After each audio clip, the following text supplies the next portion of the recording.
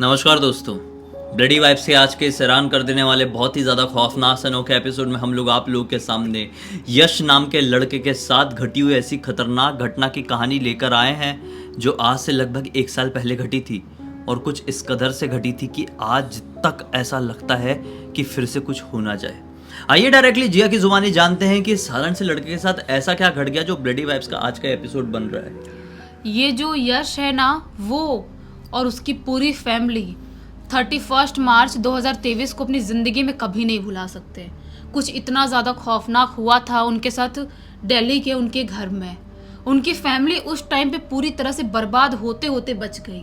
आखिर कैसे हुआ, कैसे सारी चीज़ें स्टार्ट हुई, कहाँ के रहने वाले हैं, इनका सबका नाम क्या है, सब कुछ बिल्कुल स्टार्टिंग से जानते हैं। ये जो यश है ना, उसकी उम्र 13 साल की है। ये पैदा हुआ था लखनऊ के एक छोटे से गांव में। उसके गांव में जब वो पैदा हुआ था उसके बाद से ही उसके मम्मी पापा उसको दिल्ली में लेके शिफ्ट हो गए। इसी घर में सिर्फ 4 लोग हैं, इसके पापा, इसकी मम्मी, ये और इसका भाई छोटा अंशु। ये 4 लोग अपनी अच्छी खासी ज़िंदगी दिल्ली में निकाल रहे थे।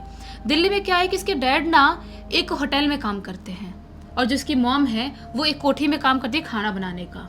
तो इनकी ज़िंदगी में ऐसे चल रहा था। मम्मी रोज़ 11:30 बजे जाती थी और 1:30 बजे तक खाना वाना बना के आ जाती थी। और जो पापा थे वो जाते थे सुबह 10:30 बजे वहाँ पे अपने होटल में और 1:30 बजे 1 बजे करीब आते थे। 2-3 घंटे के लिए खाना वाना खाते थे और कुछ बनाते थे रात के लिए और फिर वापस अपने होटल के लिए निकल जाया करते थे और फिर रात में 11:30 बजे तक घर आते थे। इनकी लाइफ में हमेशा से यही रूटीन चलता आ रहा है। ये लोग धीरे धीरे करके उस जगह पे बड़े भी हो रहे थे। सब कुछ मस्त अच्छा खासा चल रहा था। एक दिन की बात है, 31 मार्च की ही बात है।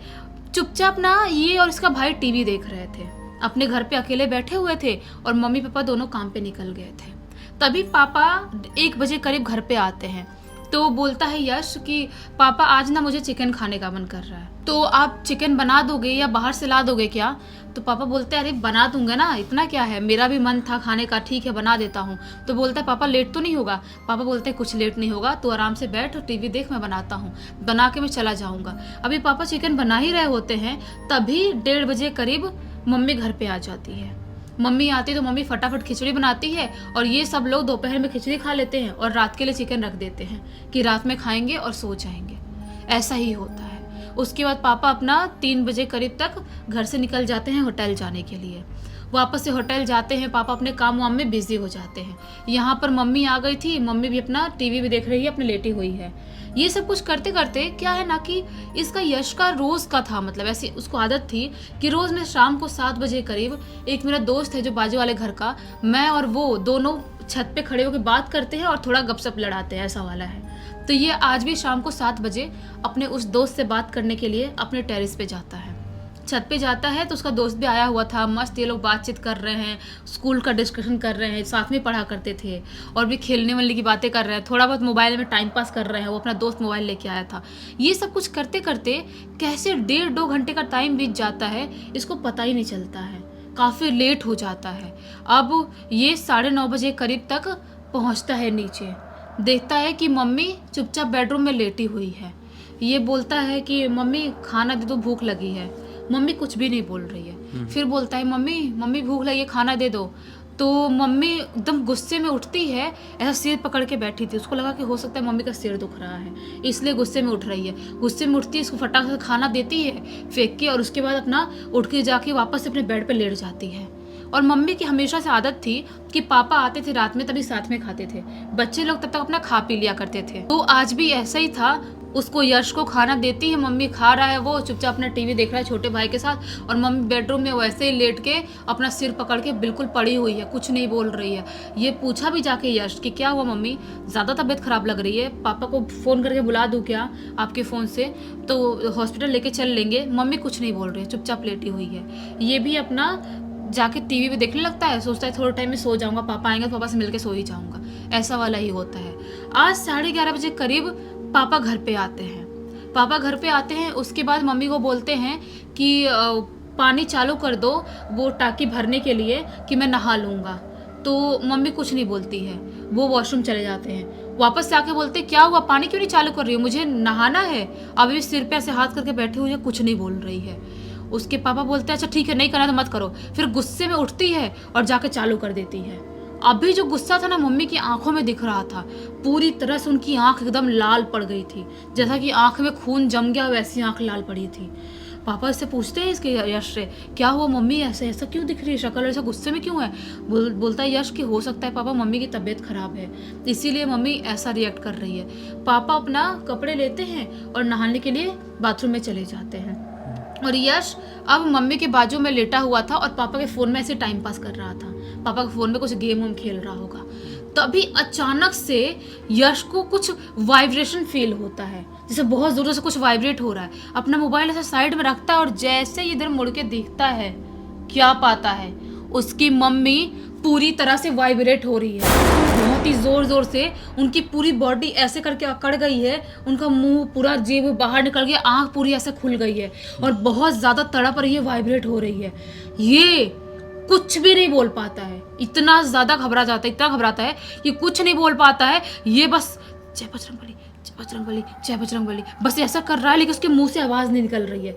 पता नहीं क्यों ज़्यादा डर गया था उसकी वजह से, या क्यों उसके मुंह से एक बूंद आवाज़ नहीं निकल रही थी। वो बेचारा घबराया बैठा हुआ है और मम्मी को सिर्फ देख रहा है। छोटा वाला भाई तभी अचानक से रूम में आता है, अंशु, और देखता है मम्मी को, चिल्लाने लगता है ज़ोर से, और जैसे चिल्लाता है मम्मी उसको उठा के मारती है खींच के।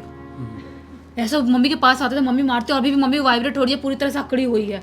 जब उसके चिल्लाने की आवाज़ पापा के पास जाती है बाथरूम में, बच्चे छोटे भाई की, तो पापा भागते हुए आते हैं। पापा भागते हुए आते हैं तो देखते हैं अरे ये बैठा हुआ है यश ऐसे ही चुपचाप बेड पे डरा कोने में, और उसकी मम्मी की कैसी हालत हुई है। वो जोर से चिल्लाने लगते हैं, बच्चा जोरों से रो रहा होता है। तभी अचानक से जो मकान मालिक थे वो नीचे थे, वो भागते भागते ऊपर आते हैं, ऊपर आते हैं, दरवाजे बजाते हैं, तो दौड़ते दौड़ते कैसे हिम्मत करके जाता है यश, दरवाज़ा खोलता है। दरवाज़ा खोलता है तो बहुत ही ज़्यादा चीखने चिल्लाने की आवाज़ बढ़ जाती है, क्योंकि मम्मी अब और ज़ोर से चीखने चिल्लाने लगी थी, एकदम आउट ऑफ कंट्रोल हो गई थी। पता नहीं क्या हुआ था इसकी मम्मी को, यश बिल्कुल भी समझ नहीं पाता है। छोटा बच्चा था, 9th में पढ़ने वाला बच्चा है बेचारा, और छोटा वाला भाई तो और छोटा है, 3rd में पढ़ता था, तो बिल्कुल समझ नहीं पाता क्या करूँ। तभी जो मकान मालिक अंकल है फटाक से भागते हुए वापस अपने घर की तरफ जाते हैं और गंगा जल लेके आते हैं। उनका मुँह जो है ना दांत से अकड़ गया था, और ऐसे दांत ऐसे बैठ जाता है ना, वैसे बैठ गया था पूरा, मतलब ऐसा दांत हो गया कि दांत मुंह में कुछ जा भी ना पाए, उंगली भी ना जा पाए, ऐसा दांत अकड़ गया है। तो वो गंगा जल लाते हैं और कैसे तैसे करके साइड से दांत को ऐसे फोड़ते हैं और मुंह में गंगा जल डालते हैं। उसके फोड़ देते हैं? हाँ, मतलब फोड़ के, मतलब ऐसा निकाल के जो अटका हुआ है उसको गैप बना के। हाँ, उसके बाद वहाँ से निकालते हैं और गंगा जल डालते हैं। उसके बाद जाके मम्मी जो वाइब्रेट हो रही थी, अकड़ी हुई थी, वो थोड़ी सी नॉर्मल होती है और बेहोश जैसे होके सो जाती है। इनको लगता है कि शायद अब सब कुछ ठीक हो गया है, अब कोई भी दिक्कत नहीं है। वो जो थे गंगा जल थोड़ा सा इनको देते भी हैं कटोरी में, और बोलते हैं कि मैं जा रहा हूँ, कुछ भी दिक्कत लगेगी थोड़ा सा और गंगा जल है, छिड़क देना, पिला देना। ये लोग बोलते हैं हाँ ठीक है, धन्यवाद बहुत, ये लोग थैंक यू बोलते हैं इसके यश के पापा, और ये लोग वापस अपने रूम में सोने के लिए चले जाते हैं। मम्मी भी सो रही थी, अब कोई दिक्कत नहीं थी। लेकिन जैसे ही रात के 1:30 बजे का टाइम होता है, मम्मी वापस से पूरी बॉडी वाइब्रेट करने लगती है, बहुत ही ज़ोर ज़ोर से चीखने चिल्लाने लगती है। मम्मी की आवाज़ अभी ना बहुत ही ज़्यादा डेंजरस हो गई थी, एकदम क्रीपी आवाज़ में चीख रही है, चिल्ला रही है, आउट ऑफ कंट्रोल हो गई है। पापा कितना संभालने की कोशिश कर रहे लेकिन नहीं संभाल पा रहे। गंगा जल पिलाए तो पिलाए, कैसे दांत पूरा वापस से अकड़ चुका है, पूरी बॉडी अकड़ी हुई है, संभालने जा रहे तो सब मार के भगा दे रही है ऐसे कर करके। तो उसके बाद जो यश के पापा थे वो यश को बोलते हैं कि एक काम कर, तू फटाक से जा बुआ जी को बुला के ला। मैंने बताई नहीं, जो बुआ जी का घर है ना, इनके गली से सिर्फ 2 गली आगे ही है, और जो पापा जॉब करते थे वो भी नज़दीक ही था, 2 किलोमीटर दूर जॉब करते थे। तो अब सोचता है यश कि हाँ जाना तो पड़ेगा। पापा हिम्मत करके बोलते हैं रात के 1:30 बजे अपने बेटे को भेजने के लिए, छोटे बच्चे को। वो कैसे तैसे भागते भागते जाता है और बुआ जी का घर का दरवाज़ा ज़ोर ज़ोर से पीटने लगता है। बुआ जी दरवाज़ा खोलती है घबराई हुई, मतलब इसको देख के वो पूछती क्या हुआ क्या हुआ। ये रोते रोते सब कुछ बताते हैं कि मम्मी की ऐसी ऐसी हालत है। बुआ जी, फूफा जी, उनके बच्चे सब लोग भागते भागते यहाँ पर आते हैं इनके घर पे आते हैं। अभी भी मम्मी की हालत एकदम अकड़ी हुई है, एकदम हालत ख़राब लग रही है, जैसे पॉजेस इंसान हरकत करता है ना, वैसे हरकत कर रही थी। तो बुआ जी बोलती हैं अरे तुम लोग चिंता मत करो, मुझे रुको, 2 मिनट रुको, मैं आ रही हूँ कहीं से। बुआ जैसा बोलती हैं और बुआ जी फटाक से भागते भागते कहीं जाती हैं। ये समझ नहीं पाते हैं कि ऐसे सिचुएशन में बुआ जी भाग के कहाँ जा रही हैं। लेकिन बुआ जी उनके ही गली में एक पंडित जी रहा करते थे, उनके घर पे गई थी। उनके घर पे पंडित जी ने 4 लौंग लिए और वहाँ पे मंत्र फूके 4 लौंग में, और बोले कि ले जाओ और गर्म पानी से कैसे भी करके मुंह में डाल के पिला देना, तो वो नॉर्मल हो जाएगी। तो ये बुआ जी ऐसे ही करती है, लेके आती है, वो बिल्कुल पोजेस्ड, तो कैसे क्या करे, पहले गंगा जल छिड़कते हैं, थोड़ा हनुमान चालीसा पढ़ते हैं, उसके बाद उनके मुंह में ज़बरदस्ती लौंग डाल के और गर्म पानी मुंह में डालते हैं। गर्म पानी मुंह में डालते हैं, जैसे लौंग डालते हैं, बहुत ज़्यादा छटपटाती है और ऐसे बॉडी हल्की हो जाती है, जैसा कि शरीर में कुछ था और वो निकल गया है। वैसे ऐसी वाली हरकत जब इंसान को मिर्गी के दौरे आते तब भी होती है, लेकिन यहाँ पे केस अलग समझ में आ रहा है। यहाँ पर क्या है कि चीख रही है, चिल्ला रही है और अलग पोजे से हरकत कर रही है, आवाज़ें भी अलग निकाल रही हैं, वो अजीबोगरीब आवाज़ें निकाल रही हैं। तो फिर ये लोग क्या करें, अब पूरी रात जाग जाके बिताते हैं। वो होश में आने के बाद वापस से बेहोश होने जैसे सो गई थी। बुआ जी बोलती है कि ऐसा काम नहीं चलेगा, हम कल पंडित जी को वापस से बुलाते हैं घर पे और पूजा पाठ करवा देते हैं, कुछ होगा घर में प्रॉब्लम तो वो सॉल्व हो जाएगा। तो ये लोग ऐसा ही करते हैं, सुबह का टाइम होते से ही पंडित जी को घर पे बुलाया जाता है। पंडित जी आते से ही बोल देते हैं कि इस घर में कोई शैतानी शक्ति आ गई है जो इस घर को अभी तक छोड़ी नहीं है, सिर्फ इस औरत के शरीर को छोड़ी है। अभी औरत ठीक समझ में आ रही है, लेकिन इस घर के किसी भी इंसान के अंदर वो शैतानी शक्ति घुस सकती है, क्योंकि वो अभी भी इस घर पे ही है। तो एक काम करो, आप लोग पूजा पाठ का अनुष्ठान का सामान मंगाओ और करते हैं, उसके बाद देखते हैं ठीक हुआ तो ठीक है, नहीं तो घर चेंज करना पड़ेगा, क्योंकि ऐसी शैतानी शक्तियाँ घर छोड़ के तो नहीं जाती। एक बार किसी घर में चपट जाए तो वहाँ पर रह जाती है। तो ये लोग ऐसा ही करते हैं, सामग्री सब पूजा पाठ का मंगाते हैं और घर पे पूजा पाठ बहुत घंटों तक अनुष्ठान करवाते हैं। और उसके बाद जाके इनको लगता है कि देखते हैं कुछ दिन घर ठीक होता है कि नहीं होता है। इनको खराब खराब सपने आते थे, धीरे धीरे करते करते घर में सब कुछ नॉर्मल होता है। लेकिन ये लोग समझ ही नहीं पाते हैं कि आखिर वो शैतानी शक्ति हमारे घर में क्यों आई थी, कैसे घुसी थी और वो ऐसे अचानक से पोजेस क्यों कर ली। पंडित जी बोलते हैं कि वो बस आ गई है, लग के किसके बॉडी से लग के आई है नहीं पता, लेकिन वो घर में आ गई है, एंटर कर गई है और ऐसी हरकत कर रही है वो। तो वो जो 31 मार्च की नाइट थी ना, उसके बाद कोई दिन था, वो ये लोग जिंदगी में नहीं भूल पाए हैं। मतलब अभी भी उस दिन को याद करते हैं ना, 1 साल हो गया है पूरा, याद करते हैं तो इनकी रूह तक कांप जाती है कि कैसे कैसे करके हमारी ज़िंदगी बर्बाद होने वाली थी, लेकिन हम बच गए।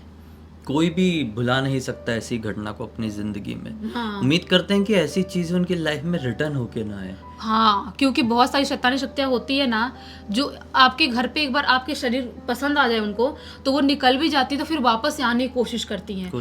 अभी ज़्यादा टाइम हुआ भी नहीं है, अगर उनको कुछ भी तकलीफ लगती है उस घर में, तो उनको वो घर छोड़ के दूसरा घर ले लेना चाहिए, वहाँ पर शिफ्ट हो जाना चाहिए। यही बोलने वाला था, ऐसे सिचुएशन में बेस्ट ये रहता है कि कुछ भी थोड़ा भी 1% का भी चांस लगे ना, तो उस जगह से बहुत दूर चले जाए, ताकि फिर पूरी जो चांसेस होते हैं, पूरी परसेंटेज होती है, वो खत्म हो जाए ऐसी निगेटिविटी रिटर्न आने की।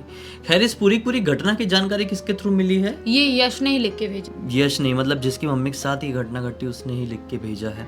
तो उम्मीद करते हैं कि आज के इस घटना के जरिए आप लोगों को एक खतरनाक सीख मिली होगी। उम्मीद करते हैं अब तक इस वीडियो को देख ले तो लाइक जरूर कर देंगे, चैनल को सब्सक्राइब करके बेल आइकन दबा के ऑल के ऑप्शन में क्लिक कर देना, क्योंकि इस तरह के हैरान कर देने वाले खौफनाक वीडियोस डेली आप लोगों के सामने लेके आते रहते हैं। इंस्टाग्राम के लिंक इस वीडियो के डिस्क्रिप्शन बॉक्स में मिल जाएगी, क्लिक करके डायरेक्टली वहाँ पर पहुंच जाना। और इस तरह की कोई भी कहानी, टॉपिक या जानकारी आप लोग के पास भी है तो लिंक भेजना, हो सकता है हमारा अगला वीडियो कल आपके हिसाब से बन रहा हो। तो चलिए कल फिर से मिलते हैं, तब तक के लिए बहुत बहुत धन्यवाद। आपका दिन शुभ हो।